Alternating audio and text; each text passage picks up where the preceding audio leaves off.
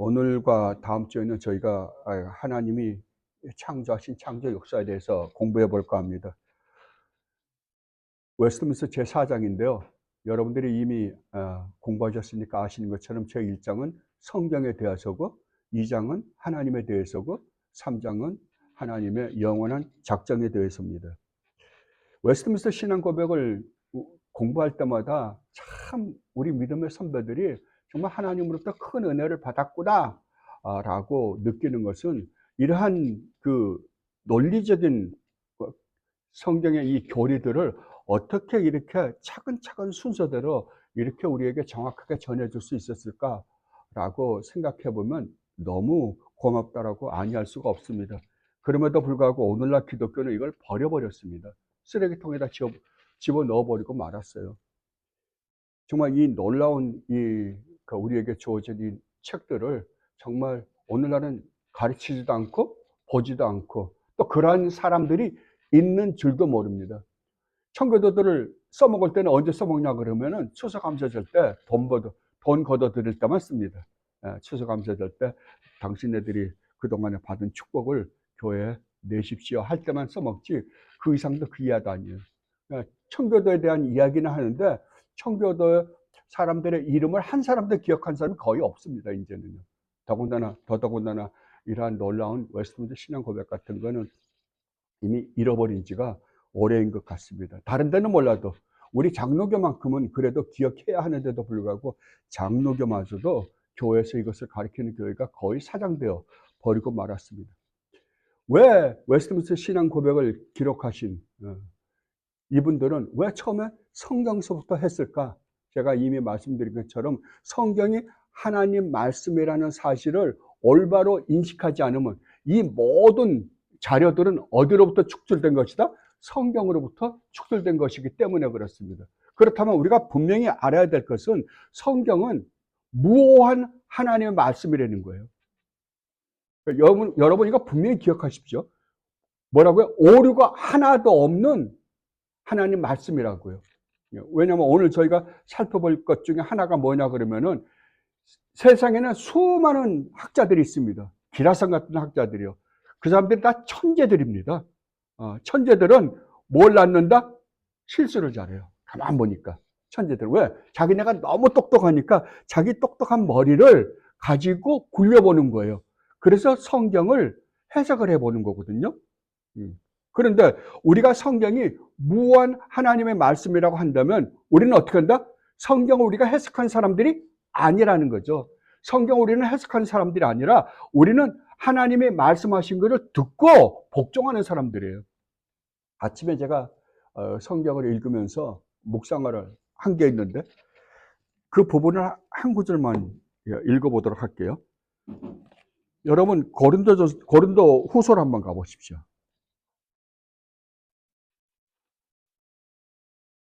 고린도후서 10장입니다. 오늘도 제가 저희 차하고 이야기를 나누었는데, 고린도 10장 1절서부터 5절까지 제가 봉독해 드리겠습니다. 고린도전서 10장 1절로 5절 말씀입니다.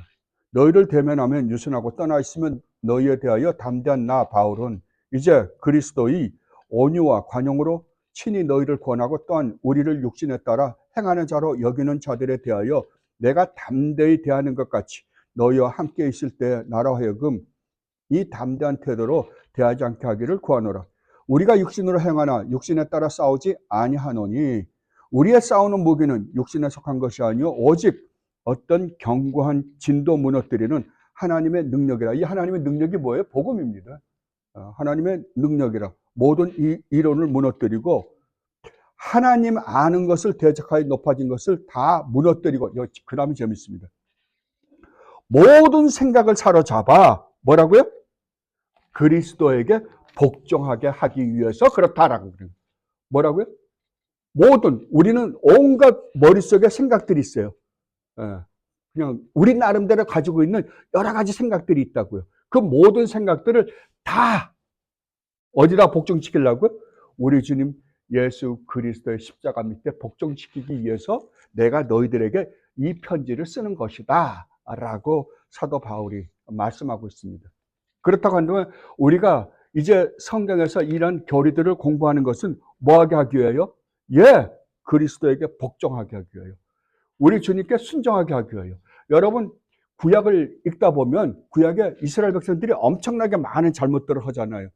근데 그들이 잘못해서 이스라엘이 망하는데 결국 망합니다. 망하고 왕조는 없어져 버리고 말잖아요. 망하는데 왜 망해요? 망한 이유가 한 가지밖에 없습니다. 처음에 아담이 불순종했던 것처럼 계속 불순종이에요. 계속이요. 근데 그냥 불순종한 게 아니라 하나님과 함께 자기가 원하는 것을 갖다 붙이는 거예요. 자꾸만 혼합 종교를 만들어 버리는 거예요. 그걸 우상 숭배를 한다. 그래서 망해요. 그러면 인간은 아담이 이제 하나님께 불순종함으로 말하면 죽어 마땅한데도 불구하고 하나님은 그래도 살려줬잖아요. 살려줬는데도 불구하고 계속 어떻게 하고 있다? 오늘 우리 목사님이 족보를 가지고 설명했듯이 어떻게 살고 있다? 계속해서 불순종하는 거예요. 계속해서. 한 사람도 순종하는 사람이 없어요. 여러분들이 그렇게 존경에 맞지 않는 지혜의 왕이라는 솔로몬을 가만히 보십시오. 솔로몬은 시작서부터요 잘못됐어요. 왜냐하면 신명기 17장에 보면 어느 때가는 언젠가는 너희의 후손들이 왕을 세워달라 그럴 것이다. 그때 왕을 세워는 주는데 왕은 이러이러해야 된다라고 분명히 지침서를 주세요, 하나님이요. 근데 솔로몬을 가만히 보면 우리 잠깐만 솔로몬이 무슨 지혜의 왕이다 그러고서 굉장히 영웅화시키는데 가만히 보면 솔로몬은 처음서부터 하나님 말씀을 배역을 합니다. 제일 처음에 결혼을 누구랑 해요? 애굽 사람하고 해요. 이방인하고 해요. 그 다음에요. 하지 말라는 짓만 해요. 온갖 부경화, 온갖 군대를 만들지 말랬는데도 온갖 군대를 다 만들고 그 다음에 말들도 외국에서 애굽에서 사오기까지 하고요. 그래서 결국은 어떻게 됐어요? 망했죠. 결국 망했어요. 그러니까 성경은 뭘 이야기하려고 그러는 거예요? 우리 인간이 하는 짓이 그거되는 거죠. 그러면 하나님은 어떻게 해야 돼요? 죽여버려야 돼요. 다 없애버려야 돼요. 그럼에도 불구하고 하나님은 없애질 않고 그 가운데 얼마에게 어떤 사람들에게 은혜를 베풀기를 기뻐하셨다. 근데 그 은혜를 베푸시는데 우리 쪽에서는 할 일이 아무것도 없다는 거예요. 우리는 완전히 그러니까 오늘도 목사님이 족보를 설명해 주셨잖아요. 그 여자들 족보를 보세요. 그 족보가 건강한 족보입니까? 아닙니다. 이게 무슨 내돌만한 족보예요. 뭘 의미해요? 너희들이 그런 족보에서 태어난 자들이라는 거죠. 우리는 쓰레기라는 거예요. 쓰레기라는 게 맞습니다. 쓰레기예요. 그럼에도 불구하고 하나님은 우리 주님 예수 그리스도를 보내서 너희를 구원해 주었다. 이 일을 하시기 위하여 하나님이 얼마나 어마어마한 일을 한 줄을 아냐. 누가 오셨어요? 하나님이 오셨어요. 하나님이요. 그렇다면 이제 하나님이 오셔서 죄 가운데서 영원히 멸망할 수밖에 없는 쓰레기만 또 못한 우리들을 구원해서 하나님께서 이런 은혜를 베풀어서 새로운 피조물로 만들어서 예수 그리스도의 자녀, 아담의 자녀였던 우리를 예수 그리스도의 자녀로 만들어줬다라고 한다면 너는 이제부터 어떻게 살아야 마땅하냐 이거예요. 성경은 딴 거 아무것도 없어요. 그래서 오늘 사도 바울도 그러잖아요. 너희들 하여금 순종하게 하기 위해서 예수 그리스도에게 전적으로 복종하게 하기 위해서. 근데 우리는 우리의 생각이에요. 우리 생각까지도 몽땅 어떻게 한다? 행동만 복종하는 게 아니라 우리 생각 자체를 예수 그리스도에게 복종해야 된다라고 그럽니다. 그래서 우리가 제일 먼저 공부한 게 뭐냐면 하나님이세요. 그러니까 하나님에 대해서 올바른 인식이 있으면 하나님은 절대자십니다. 여러분 분명하셔야 돼요. 하나님은 절대적인 존재이세요. 하나님은 절대 양보를 안 하십니다. 왜냐하면 하나님이 항상 옳기 때문에 그래요. 우리는요 항상 틀립니다. 우리가 생각하는 건 죄에 찌들어 있는 생각들이 다 온갖 탐욕으로 가득한 생각이 우리 안에 잔뜩 도사리고 있어요. 그러니까 하나님을 온전히만 알면 우리는 그 하나님 앞에 설 때마다 내가 어떠한 존재인지가 비춰지기 때문에 나에게는 아무것도 내놓을 만한 것이 없는 절망적인 존재임을 깨닫기에 그 앞에 무릎을 꿇을 수밖에 없다는 거죠. 그걸 하기 위해서 하나님에 대해서 올바로 알거든요. 그럼에도 불구하고 오늘날은 하나님께 우리가 무엇을 할 수 있는 존재인 것처럼 생각을 해요. 예. 우리는, 그러니까 우리가 주님을 알기 전에는 할 수 없는 존재입니다. 그러나 주님으로부터 구원을 받은 새로운 피조물이 된 다음에는 사도 바울이 이야기한 것처럼 이제 우리 안에 누가 계세요? 성령 하나님이 계세요. 능력 주시는 자 안에서 우리는 할 수 있다, 이제는요. 왜냐하면 할 수 없는 우리를 우리 주님께 순종하며 살게 하시기 위해서 우리 구원한 거잖아요. 할 수 없는 우리를. 그런데 문제는 뭐냐면 우리 안에 무시무시한 아직도 옛 본성이 살아있는 거예요. 새파랗게. 이놈이 끊임없이 나를 괴롭히고 있는 거죠. 예, 그러니까 가슴을 찢고 회개하고 돌아오는 거거든요. 그 하나님을 알고 그리고 그 하나님이 우주 만물을 창조하려고 했을 때 마음먹으신 계획이 무엇임을 우리는 공부했어요. 그렇다면 이제 하나님이 창조를 하셨다고 한다면 이제 창조는 무엇이 드러나기 시작하는 거예요?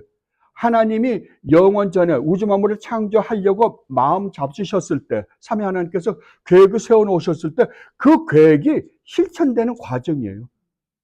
실천되는 과정인데 그 실천되는 과정 속에서 일어나는 일은 끊임없이 타락한 천사들뿐만 아니라 끊임없이 우리가 배반하고 있는 거예요. 거절하고 있는 거예요.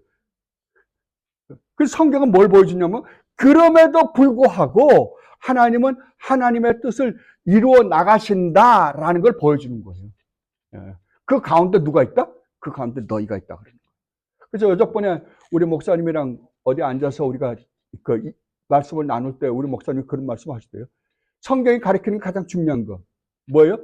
너가 누구냐 이거예요. 존재론입니다. 넌 누구냐 이거예요. 너는 네가 지금 누구인지를 분명히 알고 있느냐? 과거에 네가 어떤 존재였는데 지금 우리 주님 예수 그리스도 안에서 어떤 존재가 되었는지 알고 있느냐 이거예요. 그걸 알고 있다라고 한다면 너는 어떻게 하겠느냐? 그게 다예요, 성경은요. 근데 만약에 네가 그걸 알고 있다라고 하면서 하나님의 그 크신 은혜와 사랑, 하나님께서 나 같은 죄인을 위하여 그 엄청난 일을 하심으로 말미암아 나에게 이런 큰 축복을 준 줄 아는데도 불구하고 너가 거기에 마땅한 삶을 살고 있지 않다고 한다면 어떻게 된다? 너는 너 자신을 다시 한번 돌아보려는 거죠. 이게 성경의 가르침이에요. 그 이상도 그 이하도 없어요. 그렇다면 이제 우리가 이제부터 살펴보는 것은 창조는 이제 오늘부터 창조가 시작돼요. 창조가 시작되면 뭐가 나타나기 시작하는 거예요? 하나님이 과거에 창조 전에 계획 세워놨던 계획이 이제는 짠 하고 나타나는 거죠. 그래서 그걸 이제 살펴보고 그리고 어떻게 하다가 이 세상에 이렇게 우리가 정말 말도 안 되는 이 몰상식하고 비현실적이고 비도덕적이고 비윤리적인 이런 세상이 되었는지에 대해서 이제 하나하나 공부해 나갈 것입니다. 자, 그러면 제4장 창조 1장 2장에 대해서 두 항밖에 없거든요. 1장 2장에 대해서 한번 읽어보도록 하겠습니다. 148페이지입니다. 다 함께 읽어볼게요. 먼저 1장입니다.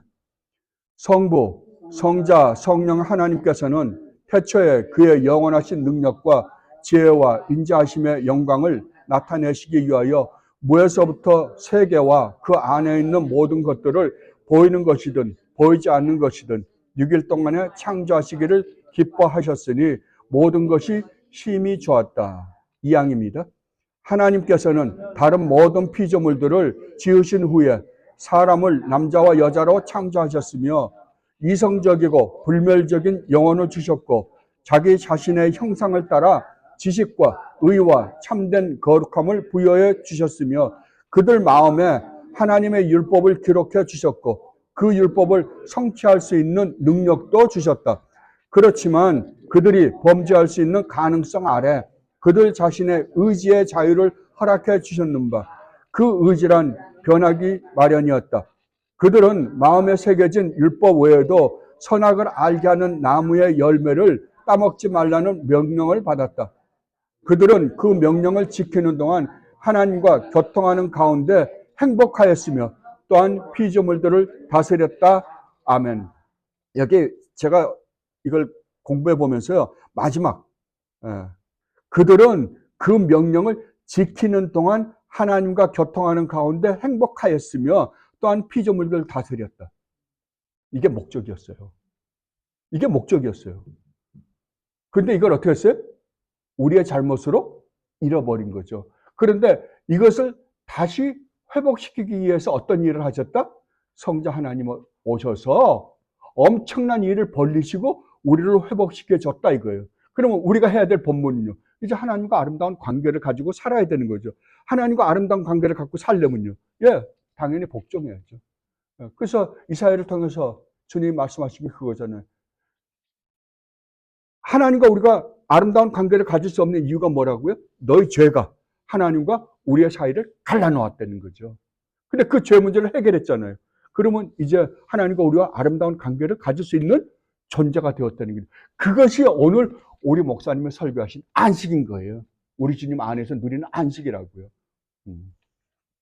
자, 그럼 오늘은 1항을 공부해 보도록 하겠습니다. 1항을 두 개로 나누면 이렇게 나눌 수 있습니다.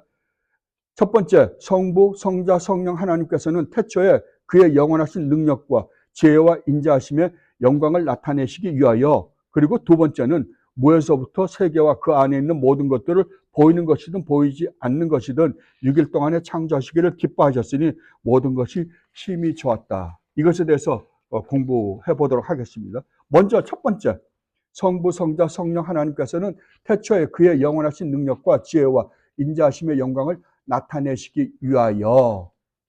자, 그렇다면 여기에서 우리에게 주는 정보 하나는 뭐냐 하면 온 우주는 어떻게 해서 존재케 되었는가? 여러분 다 아시는 거죠? 어떻게 존재케 되었다고요? 하나님께서 창조하셨다. 이거 선포입니다.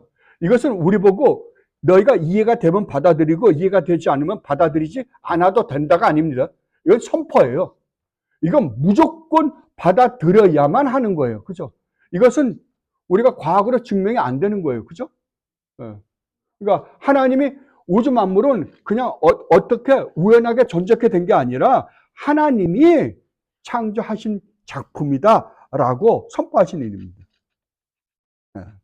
그런데 그때 하나님의 우주 만물을 창조하실 때 하나님 외에, 삼위 하나님 외에 어느 누가 하나님의 창조에 도우심을 준 분들이 있다? 없습니다. 절대 없습니다. 그렇다고 한다면 하나님이 창조하셨는데 하나님께 그 어떠한 도움을 준 존재가 없다고 한다면 오직 신은 누구밖에 없는 거예요. 하나님밖에 안 계시는 거예요.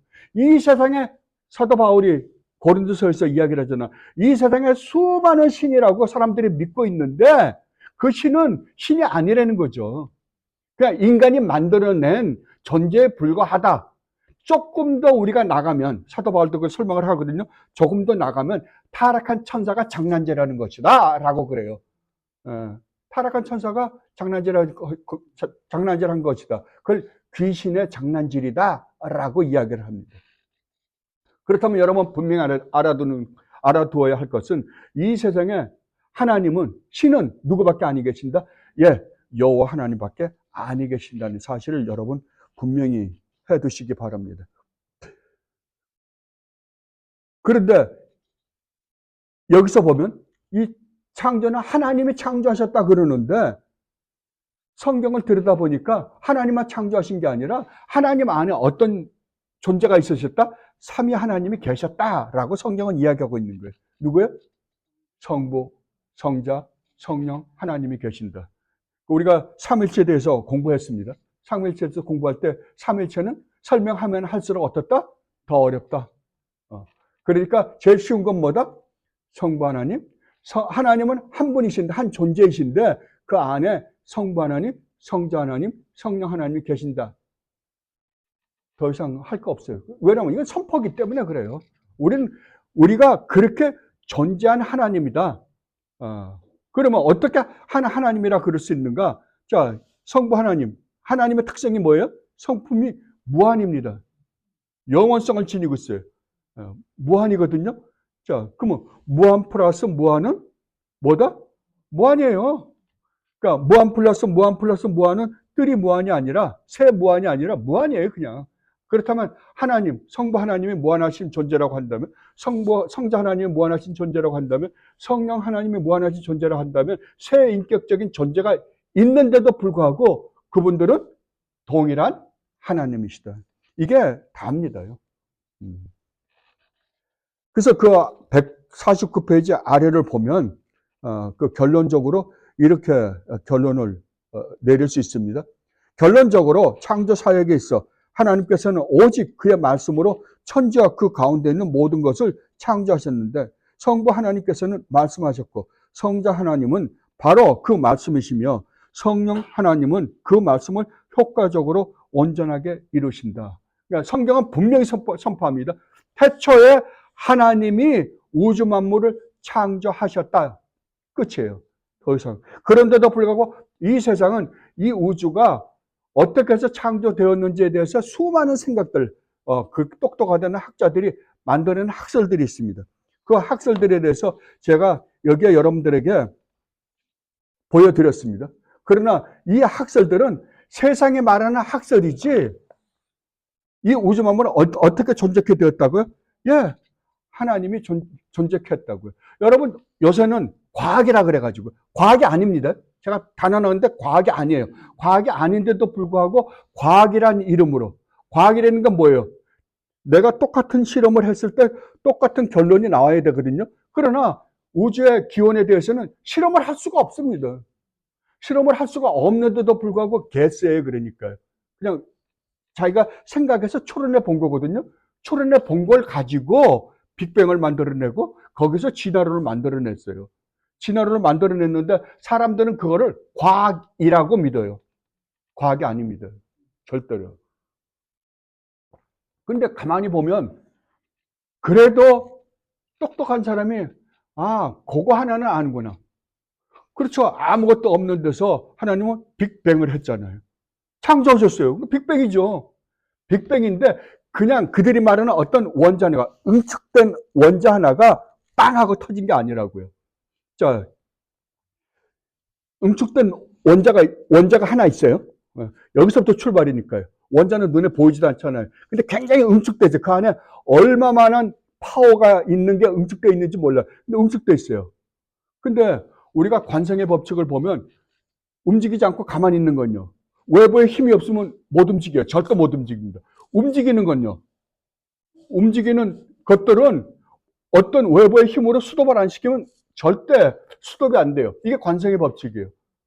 그런데도 불구하고 응축되어 있어요. 응축되어 있는데 이게 어떻게 폭발을 해요? 믿어져요? 이게 폭발했대요.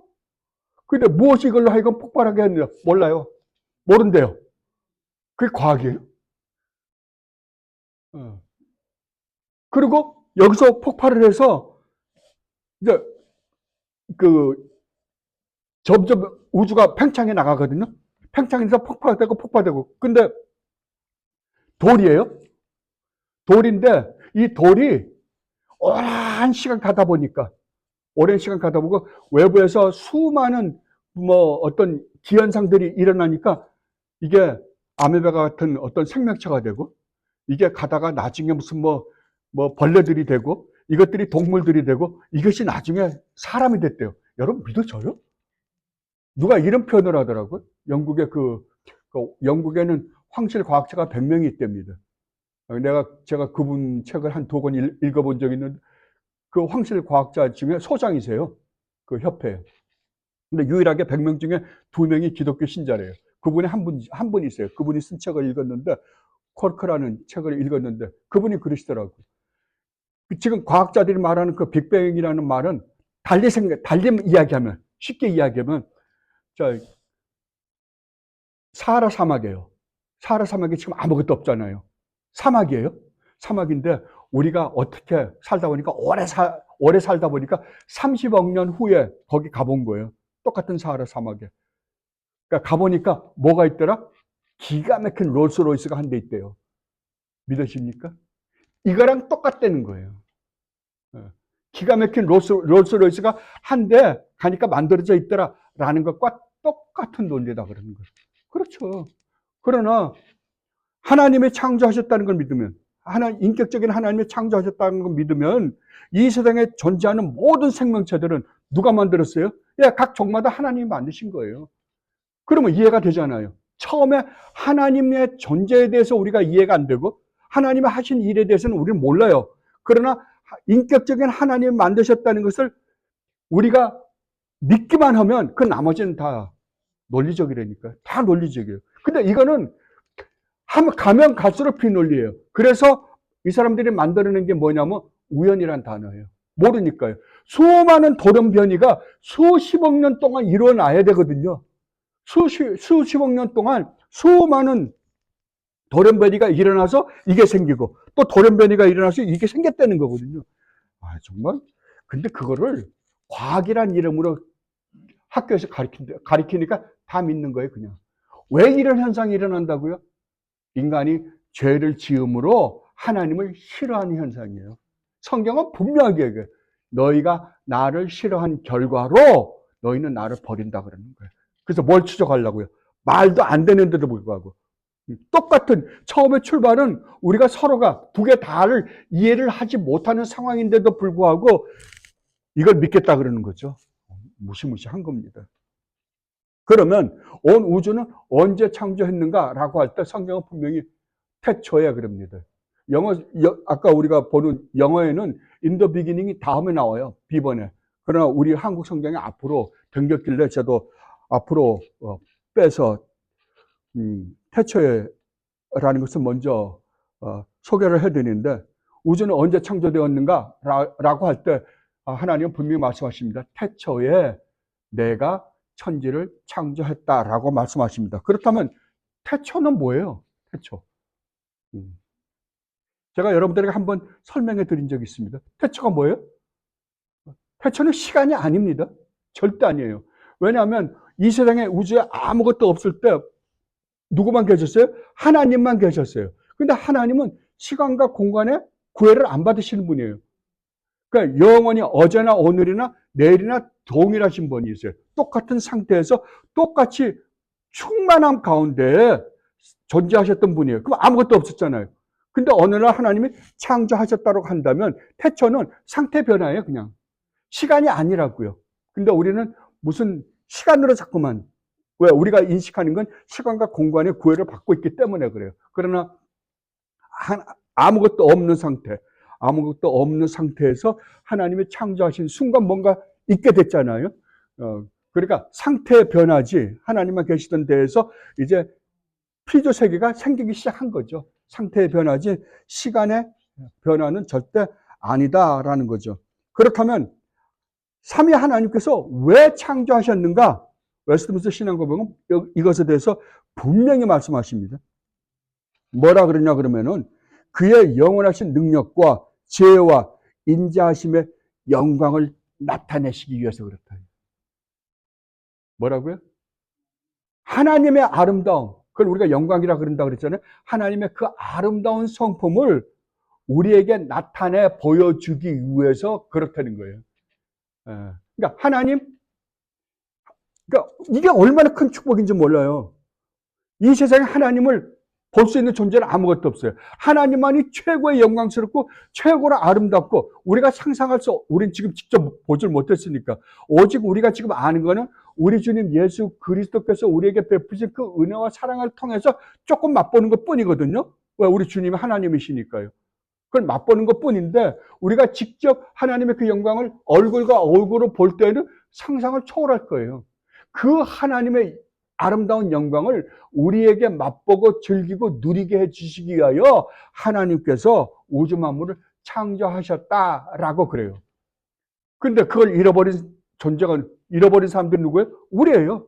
하나님께서 그렇게 아름다운 마음을 가지고 우리에게 이 우주 만물을 창조하셨고 생명체들을 창조하시고 우리 인간을 하나님의 형상대로 창조했는데 이것을 발로 차버린 자들이 누구냐고는 우리라고요. 그런데 하나님이 우리 주님 예수 그리스도를 통해서 회복시켜준 게 뭐예요? 이 축복이에요. 그렇다면 우리가 분명히 알아야 될 것은 하나님의 이 영광을 우리는 이미 보았고 보고 있는 사람들이잖아요. 누구를 통해서요? 우리 주님 예수 그리스도를 통해서요. 그래서 예수 그리스도가 하나님의 영광이다, 하나님의 형상이다라고 이야기를 하고 있는 것입니다. 그러니까 이것에 대해서 여러분들이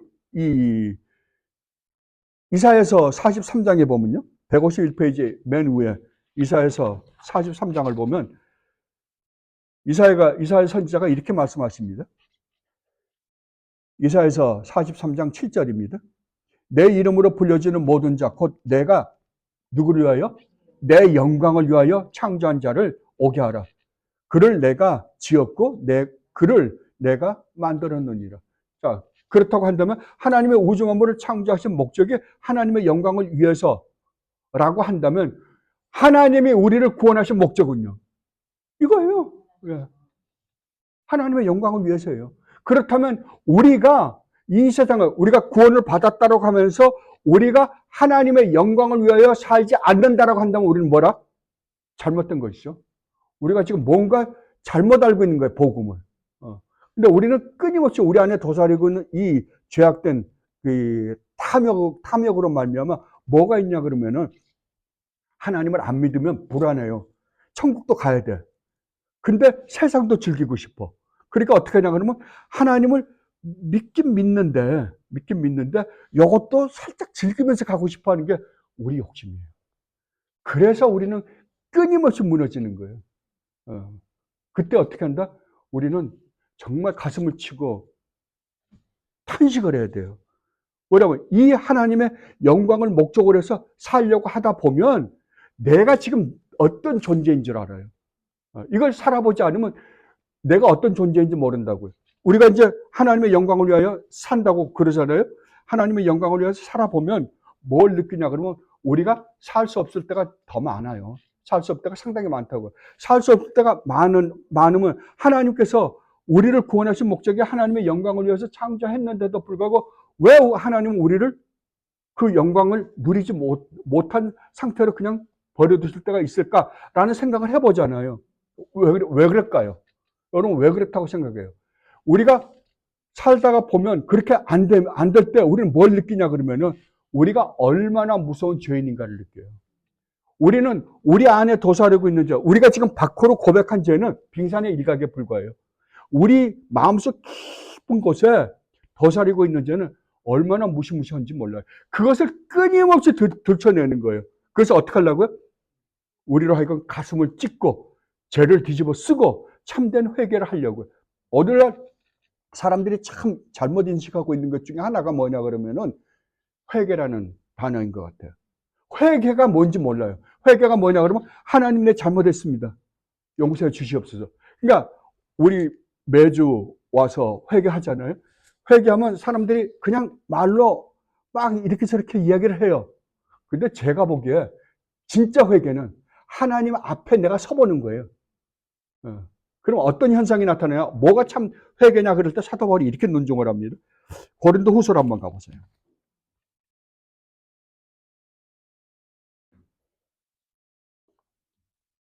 고린도 후서 7장입니다.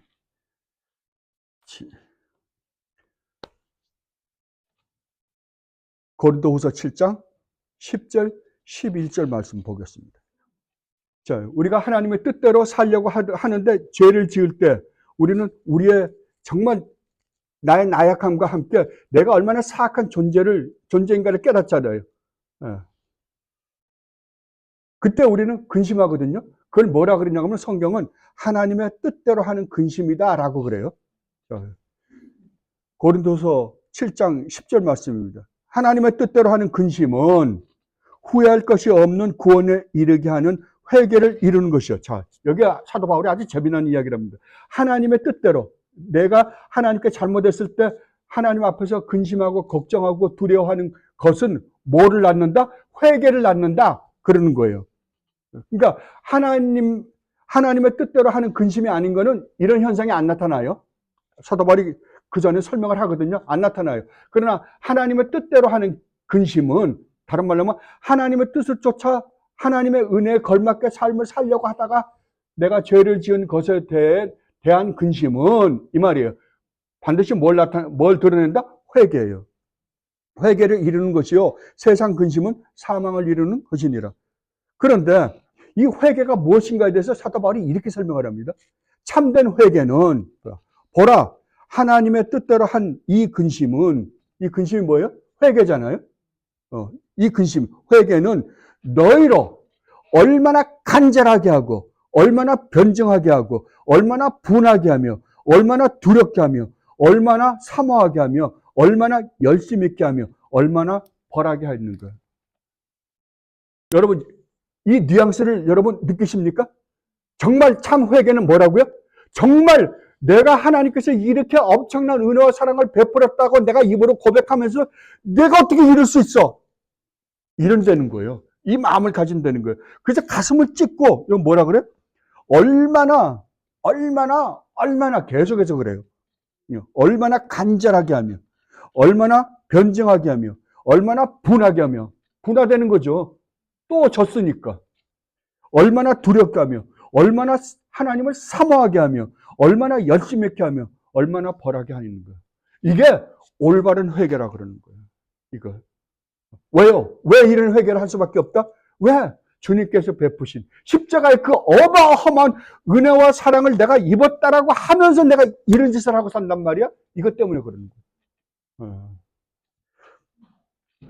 그래서 우리는 항상 정말 하나님의 영광을 위해서 살아야 되는 존재인데도 불구하고 그렇게 살지 못할 때 우리에게 어떤 현상이 나타난다?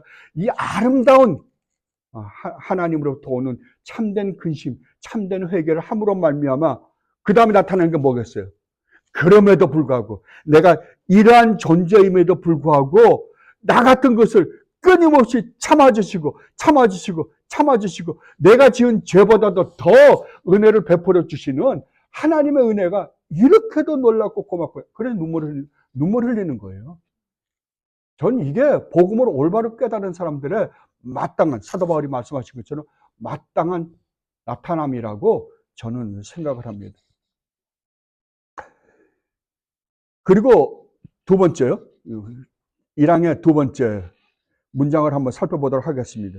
무에서부터 세계와 그 안에 있는 모든 것들을 보이는 것이든 보이지 않은 것이든 6일 동안에 창조하시기를 기뻐하셨으니 모든 것이 심히 좋았다. 무엇으로부터 창조했다고요?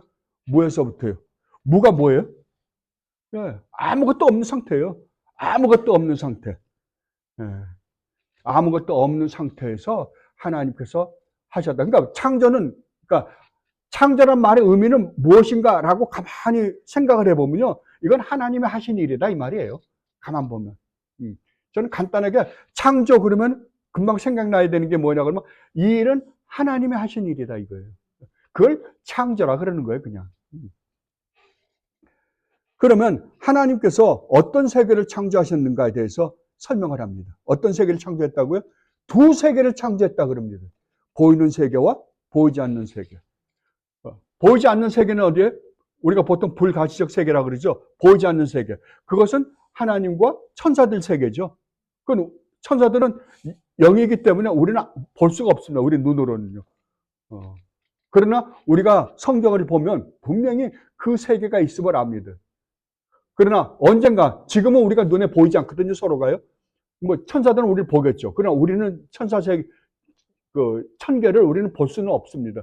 그러나 언젠가는 볼 거예요. 주님이 다시 오시는 날 이 우주는, 그러니까 지금은 하나님이 보이지 않는 세계와 보이는 세계를 창조하셨잖아요. 이 두 세계를 하나가 되게 하기 위해서 통일시킨다 그러거든요. 하나가 되어서 한꺼번에 같이 살 거예요. 그런데 재미나는 거는 성경이에요. 지금 우리 입장에서 보면 누가 훨씬 더 위에요. 누가 훨씬 더 그 능력도 있고 훨씬 더 뭐라 그럴까 고급한 존재처럼 보여요. 천사들이죠. 지금 우리가 볼 때는. 근데 성경은 그렇지 않아요. 성경 뭐라 그럽니까? 너희가 천사들을 판단할 것이다. 천사들이 너희들을 시정될 것이다. 왜? 우리는 하나님의 자녀들이 되지만 그들은 하나님의 자녀가 되지는 않는다고요. 종이죠. 우리 수정된다 그래요. 여러분, 그러니까 성경에서 말하고 있는 것들을 아침에 일어나시면 한 말씀 한 말씀을 가만히 묵상해 보세요. 하나님 나라가 완성되었을 때 나라는 존재가 얼마나 대단한 존재가 될 것인가, 되어 있을까? 이미 그 존재가 그리스도 안에 그리스도 안에서 되어 있지만, 오늘 목사님 말씀하신 것처럼 이미 종말이 시작됐고, 안식이 이미 우리 안에 시작됐거든요. 그렇지만 우리는 그걸 온전히 못 누리잖아요. 알지 못해. 그러나 그때는 눈으로 보는 것처럼 우리는 그걸 느낄 거예요. 자, 그렇다고 한다면 그 나라에서 정말 우리가 하나님의 백성들을 한다면 우리는 그 나라에 우리 주님이 왕이시고 우리는 왕자들이요, 공주들이에요. 그리고 온 우주, 그리고 그 안에 있는 것들 뿐만 아니라 천사들까지도 어떻게 한다? 우리를 수종된다니까요. 여러분, 그렇다고 한다면 우리는 하나님 앞에 한 짓이라고는 제 증거밖에 없는데도 불구하고 하나님께서 그 어마어마한 은혜를 베풀어서 이러한 존재가 되었다고 한다면 이 존재보다 더 대단한 존재가 이 세상에 존재할까요? 없습니다. 절대 없습니다. 그렇죠? 이 세상에 아무리 이 세상 권력을 다 가지고 이 세상의 모든 부를 다 가졌다 하더라도 그때 우리와는 비교도 안 됩니다. 저는 가끔가다 이런 생각을 해봐요.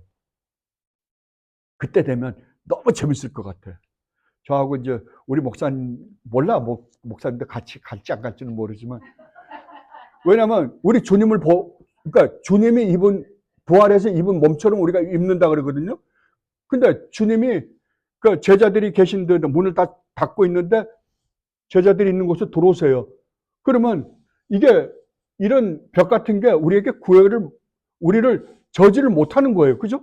근데 주님이 엠마오로 가던 제자들을 만나서 갑자기 없어져 버리세요. 그죠? 어디에 나타나셨다가 사라지셨다. 그러면 이건 축지법도 아니에요. 이건 시간 공격이에요. 그죠? 시간과 공간을 초월해서 다녀요. 자, 오늘은 달에 가서 점심 먹을까? 그럼 달나라 가 있는 거예요. 오늘은 저기 목성에 가서 구경이나 갈까? 가 있는 거예요. 여러분 상상을 한번 해보세요. 이게 만화 같은 이야기인데 성경이 말하고 있는 것도 추적해 보면 정말 그때 저는 제일 좋은 게요. 여러분 중에 수영 잘하시는 분이 있는지는 모르지만 바다에 가서 노는데 물고기들이 계속 따라다니면서 좋대요. 근데 물이 우리를 어떻게 하지 못해요. 정말 수영도 잘하는 거야. 그리고 산에서 산사태가 일어난다? 산사태가 우리를 해치지 못해요. 한번 상상을 한번 해보세요. 성경이 말하고 있는 성도의 축복이 어디까지인가? 그런 걸 해보면 우리가 비록 이 세상에서는 우리 초라할지도 몰라요. 아무것도 우리 주님을 믿는다라는 것 때문에 이 세상의 모든 것을 다 잃어버릴지도 몰라요. 건강을 잃어버릴지도 몰라요. 그러나 그렇다 하더라도 우리가 정말 성경이 약속하고 있는 이 약속을 믿는다라고 한다면 우리의 소망은 저기다. 거기에서 우리가 누리게 될 그 영광은 좋기 이 세상의 모든 영광과 비교가 된다 안 된다? 안 된다. 사도 바울의 논증이잖아요. 로마서 8장에서 사도 바울이 했던 사도 바울의 논증이에요. 예. 그것을 하나님이 우리에게 주셨다니까요. 누구까지요? 천사들까지도 우리를 수정된답니다. 이게 히브리서 기자의 논증이잖아요. 예. 여러분이 예수를 믿는다 그러면 교회나 다니고 예수를 믿으니까 무슨 가서 예배도 참석하고 성경 공부도 이 정도가 아니라고요. 성경이 지금 말하고 있는 우리 주님 예수 그리스도 안에서 우리에게 주어진 축복이 무엇인지를 알면 정말 우리는 이 세상에 부러울 것이 아무것도 없는 사람들이다 이 말이에요. 그래서 성경은 끊임없이 너희가 이제 썩어 없어질 이 세상의 것을 바라보지 말고 뭘 바라봐라? 하나님이 우리에게 주시겠다고 약속하신 저 하늘의 영광을 바라보라. 아래 것을 보지 말고 위에 것을 바라봐라. 거기에 누가 계시니까 우리 주님 예수 그리스도가 계시지 않느냐라고 이야기하는 거예요. 계속해서요. 그러면 얼마 동안에 창조하셨는가라고 할 때 성경은 분명히 6일 동안에 창조하셨다라고 이야기합니다. 자, 이 6일 동안이란 말이 수많은 세상에 머리가 좋다는 사람들이 다 한마디씩 해요. 그 중에 몇 가지를 아주 스포를 목사님이 발췌한 것을 제가 여러분들에게 타이프 쳐서 드렸어요. 여러분들 집에 가서 읽어보시기 바랍니다. 여기에 간격 이론은 그러니까 뭐라 그럴까? 그러니까 처음에 하나님이 여러분 창세기 1장 1절과 2절을 보면 하나님이 태초에 천지를 창조하시느라 혼돈과 공허 속에 이 세상이 있고 거기에 성령이 운행하시니라 무리에 운행하시니라 라고 말씀하시잖아요. 그걸 가지고 뭐라 그러냐 그러면은 1절 2절과 3절의 6일 창조는 그 사이에 간격이 있다 그래요. 간격이 있다 그래요. 그러면 간격이 있으면 분명히 그 창조 1장 1절과 2절의 창조와 3절서부터 있는 창조는 다르다는 거 아니에요. 그러면 여러분 가만히 한번 생각을 해보세요. 1절, 2절에서 하나님께서 어떤 창조를 했어요. 근데 그 창조가 실패로 돌아갔어요. 그러니까 또 다시 창조했다는 소리잖아요. 그럼 말이 안 되죠. 6일 동안에 수없이 성경에는 여러분들이 구약 성경을 읽으면 수없이 6일 동안에 하나님이 천지를 창조하셨다고 분명히 그러시는데도 불구하고 하나님이 그러면 실패해보니까 안 되니까 또 했어요? 그럼 하나님의 전능성은 어디로 가요? 말도 안 되잖아요. 그럼에도 불구하고 이게 한동안 교계를 뒤집었다니까요. 근데 제가 참 안타까운 것 중에 하나가 뭐냐 그러면 여러분이 그렇게도 존경하시는 우리 러이존스 목사님이 이걸 추정을 하십니다. 제가 너무 깜짝 놀랐어요.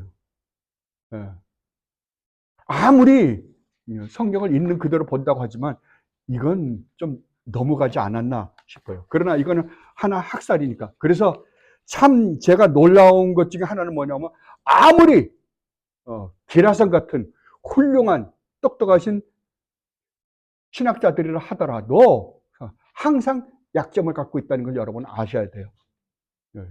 여러분들이 존경에 맞지 않는 조나단 에드워즈 목사님이나 여러분이 그렇게도 존경에 맞지 않는 칼빈이라 하더라도 하나님 앞에서는 완전하지 않습니다. 항상 그들에게 약점을 갖고 있어. 근데 가만히 생각해 봐요. 왜 하나님께서 그들에게 바른 길로 가지 않고 그렇게 실수를 하게끔 하나씩 던져놓을까? 여러분 잔 스타트 있잖아요.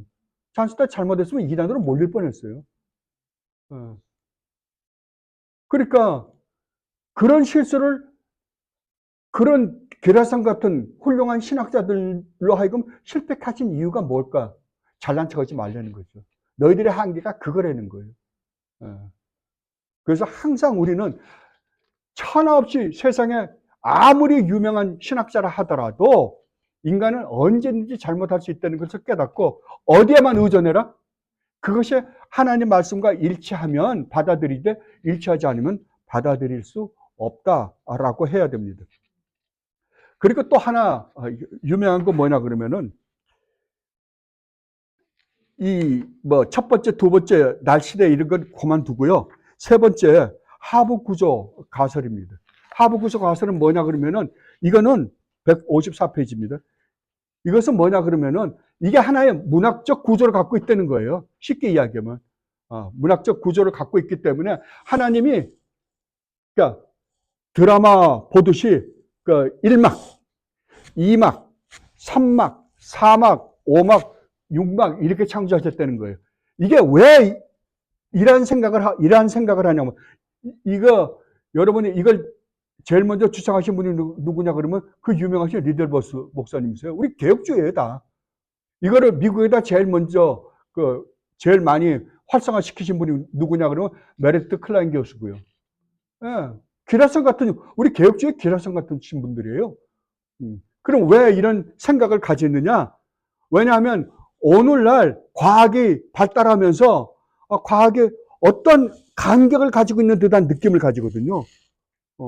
과학을 완전히 부정하기도 뭐하고 성경을 쫓아가다 보니까 이건 내가 좀 잘못 알고 있는 게 아닌가라고 싶을 때가 있다 보니까 머리 좋으신 분들이 그것과 과학을 절충해 보려고 하다 보니까 이러한 것들이 나타나는 거예요. 자, 그러면 우리는 이 6일 창조를 어떻게 믿어야 되는가? 여러분 분명히 한 가지 성경을 읽을 때 이건 분명히 알아두세요. 자, 창세기를 누가 썼어요? 모세가요. 자, 그럼 모세가 창세기와 출애굽기와 레위기와 민수기와 신명기를 썼습니다. 그래서 우리가 그걸 모세오경이라고 그러잖아요. 그러면 모세가 이걸 썼다고 한다면 아브라함하고 상관이 있어요? 없어요. 이삭과 상관이 있어요? 없어요. 그러니까 태초에 하나님이 천지를 창조하셨느니라 하고 모세하고는 상관이 없어요, 지금. 그죠? 그러면 모세가 이 책을 누구를 위해서 썼어요? 1차 대상이 누구예요? 이 책을 읽는 1차 대상. 예, 출애굽한 이스라엘 백성들이에요.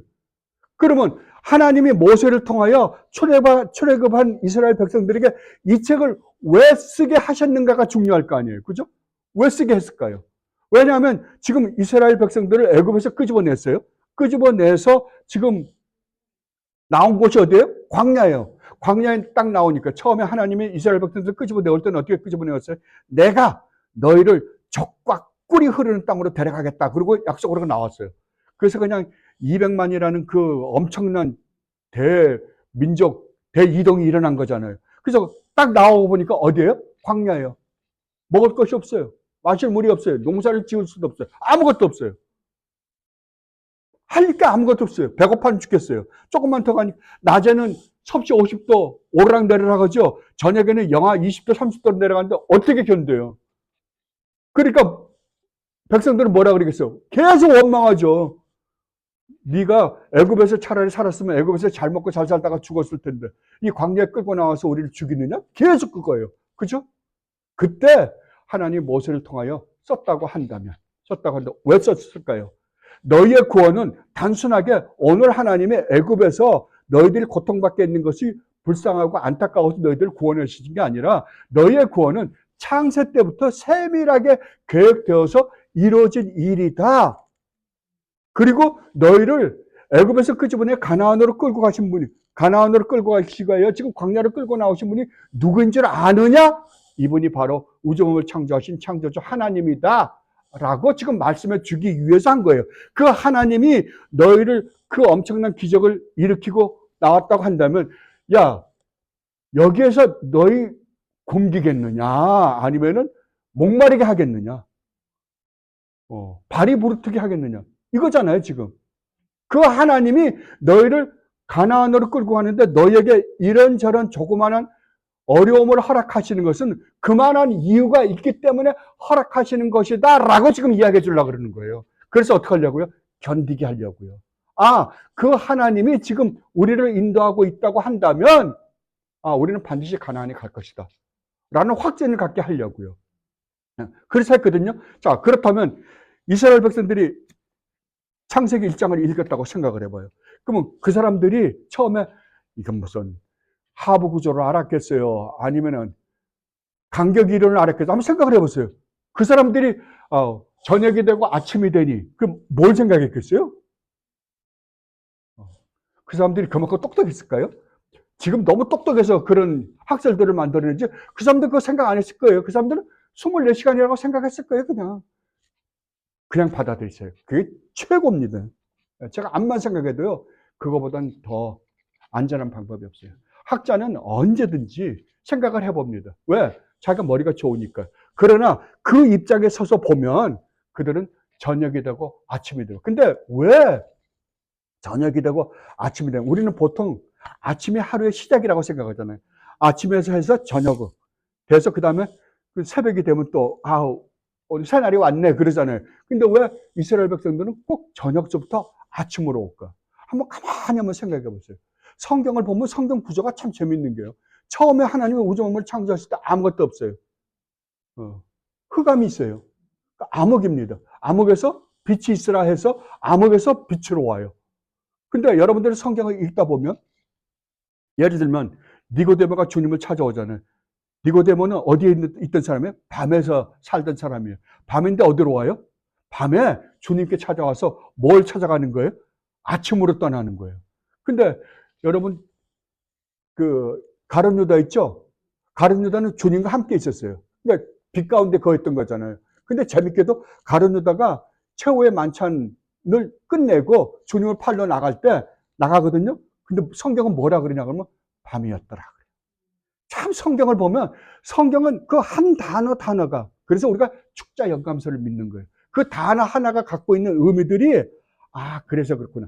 아무것도 없는 것서부터 창조가 시작됐다고 한다면 재창조는요. 혼돈과 공허 속에 흑암 속에 거하고 있던 우리를 광명의 날로 바꿔준 게 뭐다? 재창조, 복음인 거예요.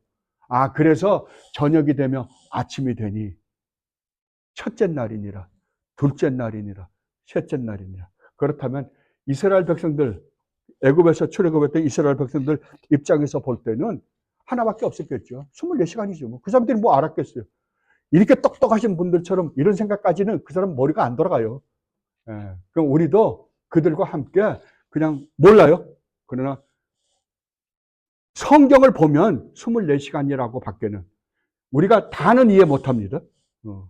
그 안에 다는 이해 못하지만 24시간이라고 밖에는 우리는 생각하기 힘들다라는 것만 제가 여러분들에게 말씀드립니다. 그래서 6일 동안에 창조하셨다. 그러면 창조의 결과가 뭐냐? 모든 것이 보시기에 심히 좋았더라요. 심히 좋았더라. 그러면 하나님이 만들어 놓고서 6일 동안 만들어 놓으시고서는 뭐라고 대만족하셨다는 거 아니에요. 그럼 대만족하셨다는 말이 뭐예요? 여기에 메르트 클라인 교수가 이 7일날 안식일에 대해서 뭐 정확하게 설명을 했거든요. 복잡하게. 근데 참 머리 좋으신 분들은 딱 그런 것 같아, 이거. 우리 기상천외한 이야기들 너무 잘 하시니까요.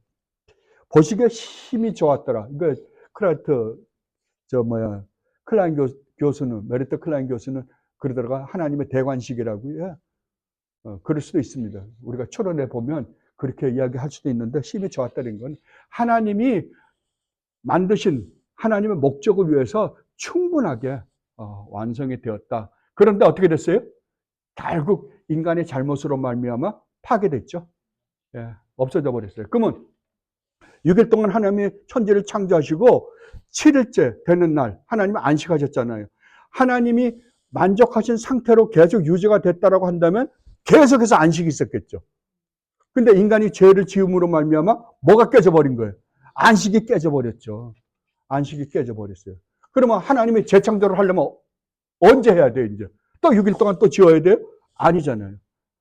안식을 누려야 할 그날에 이제 하나님이 일하셔야 되잖아요. 그러니까 주님이 오셔서 계속 일하시는 게 뭐예요? 안식일을 깨버리는 거예요. 안식일을 하시는 거예요. 너 딴 날도 많은데 왜 안식일을 하냐? 왜? 안식일에 하나님이 일하시니 나도 일한다. 그래서 결국 보면 8일째 되는 날, 참 성경 재밌어요. 6일 동안 일하고 7일째 안식을 해서 토요일이잖아요. 그런데 주님이 안식일 날 일을 해서 우리를 온전히 구원하시고 안식일에 어디로 넘어가 버려요? 예, 첫째 날로 넘어가 버려요. 우리 주님이 부활하시고 나면 첫째 날로 넘어가 버리잖아요. 그래서 이제는 옛날에는 일을 하고 안식을 누렸는데 이제는 이게 안식일 날 일하고 첫째 날로 넘어감으로 말미암아 이제는 우리는 안식 가운데에서 일을 하는 거예요. 성경이 얼마나 논리적인가 보세요. 그러니까 우리가 지금 하나님의 영광을 위해 살고 우리 주님께 온전히 복종하며 사는 삶을 사는 것은 안식을 먼저 가지고 시작하는 거예요. 오늘 목사님 설교 그거죠. 안식을 가지고 시작하는 거예요. 그 안식을 주기 위해서 누가 왔다? 예. 14대 이후에 오신 우리 주님 예수 그리스도가 그 일을 이루시고 우리에게 온전한 안식을 주셨다. 라고 그런 거예요. 그래서 참된 성도는 어디서부터 좋아요? 안식으로부터 출발하는 거예요. 예. 이게 6일 창조에서 갖고 있는 놀라운 하나님의 은혜가 아닌가 싶습니다. 이 축복을 정말 이걸 또 묵상해보고 이 축복을 누리며 사는 여러분들이 되시기를 진심으로 바랍니다. 기도하겠습니다. 아버지 하나님, 정말로 고맙습니다. 예, 그렇게 살겠습니다. 예, 정말로 고맙다는 말밖에는 할 말이 없습니다. 감사하며 우리 주님 예수 그리스도 이름으로 기도드립나이다. 아멘.